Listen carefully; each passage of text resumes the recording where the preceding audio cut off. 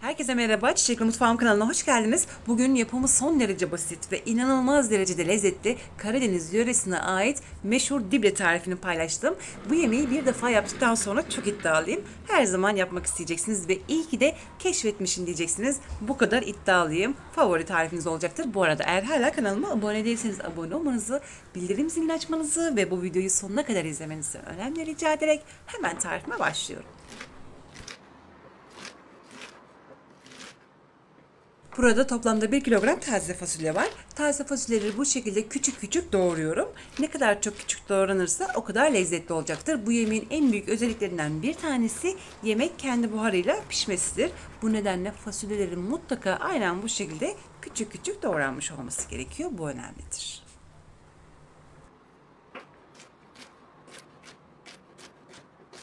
Karadeniz bölgesinde sıklıkla yapılan yemeklerden bir tanesidir. Ben de yıllar önce keşfetmiştim ve keşfettiğim için de gerçekten de çok mutluyum. Tek başına doyuran bir ana yemektir. Hem de yapımı çok basit, bilhassa yaz mevsimleri için müthiş bir tariftir. Lütfen deneyin. Denediğiniz zaman eminim pişman olmayacaksınız.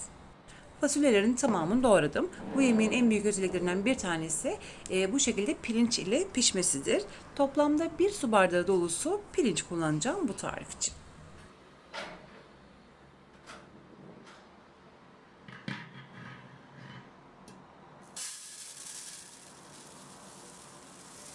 Pirinçleri hemen bir süzgece aldım ve soğuk suyla yıkayacağım. Ardından tamamen suyunun süzülmesini bekleyeceğim.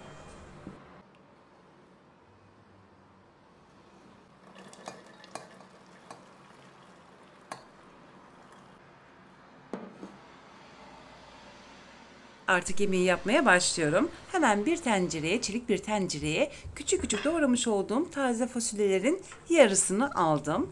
Ve yine küçük küçük doğramış olduğum bir tane orta boy soğanı ilave ettim. Sarımsak tercihtir. 3-4 diş de sarımsak kullandım ama sarımsakları mutlaka küçük küçük doğrayalım, önemlidir.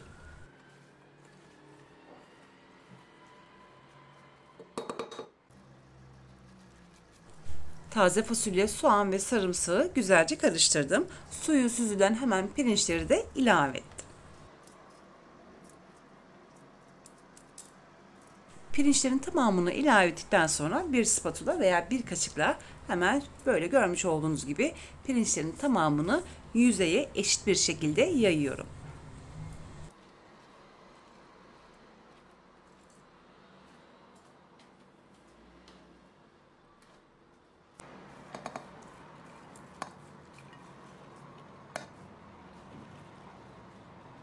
Pirinçlerin tamamını serdikten sonra geriye kalan hemen taze fasulyeleri de üstüne ilave ettim.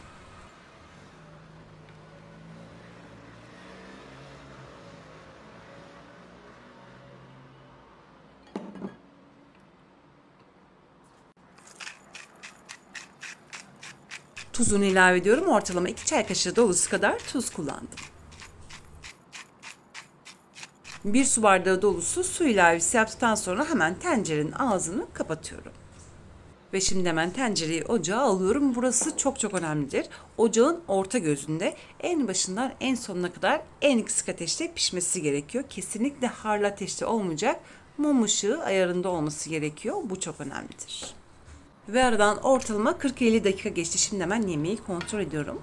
Hemen bir kaşık aldım elime ve tencerenin dibini göstermek istiyorum.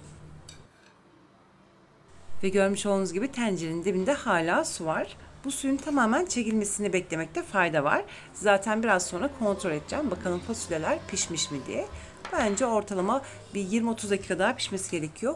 Mum ışığı ayarında pişiriyoruz. Böylelikle hem yemek daha sağlıklı olacak hem de daha lezzetli olacak. Bu yemeğin en büyük özelliklerinden bir tanesi kısık ateşte kendi buharıyla pişmesidir. Ve aradan toplamda 1,5 saat geçti. Yemeği kesinlikle karıştırmıyoruz. Ara ara bu şekilde tencereyi sallayabilirsiniz narin bir şekilde. Şimdi hemen yemeğin kapağını açtım. Ve görmüş olduğunuz gibi suyunu tamamen çekmiş. Şimdi hiçbir şekilde karıştırmadan yaklaşık olarak 15 dakika boyunca dinlendireceğim. Yemek dinlenirken ben de hemen yağını hazırlıyorum. Yemek dinlenirken ben de şimdi hemen yağını hazırlıyorum. 2 yemek kaşığı dolusu kadar tereyağını bir tavaya aldım ve çeyrek bardakta ayçiçek yağı ilavesi yaptım. İyice kızdırdıktan sonra şimdi hemen yemeğin üstüne dökeceğim. Yağı iyice kızdırdıktan sonra hemen yemeğin üzerine döküyorum. Bu arada yine kesinlikle karıştırmayacağım. Yağını verdikten sonra ortalama 15 veya 20 dakika boyunca dinlendirip ardından hemen servis yapacağım.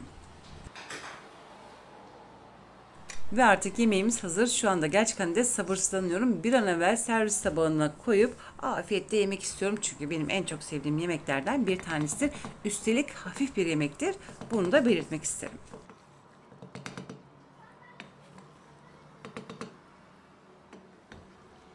Bir tahta kaşık yardımıyla karıştırıyorum. Görmüş olduğunuz gibi pirinçler tane tane oldu. Aslında birazcık daha dinlenseydi daha iyi olacaktı. Ancak ben bir an evvel servis tabağıyla sunum yapmak istiyorum. Ve bir an evvel de tadına bakmak istiyorum. Çünkü gerçekten de çok sevdiğim yemeklerden bir tanesidir.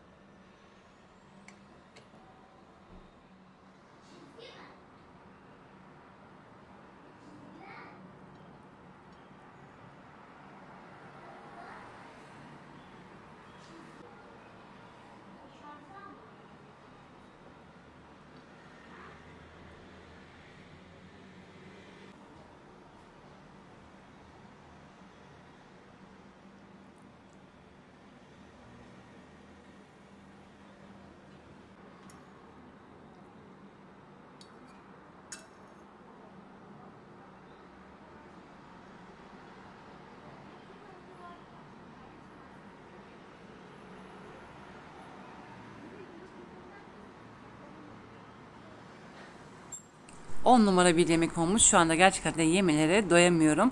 Deneyen herkesin favorisi olacak bir yemek tarifidir. Ben de böylelikle bir videomu da burada sonlandırıyorum. Umarım bu yemek tarifi videomu beğenmişsinizdir. Sizlerden gelecek olan mesajları sabırsızlıkla bekleyerek şimdilik vedalaşıyorum. Yarın yeni videomda tekrar görüşmek dileğiyle. Hoşçakalın.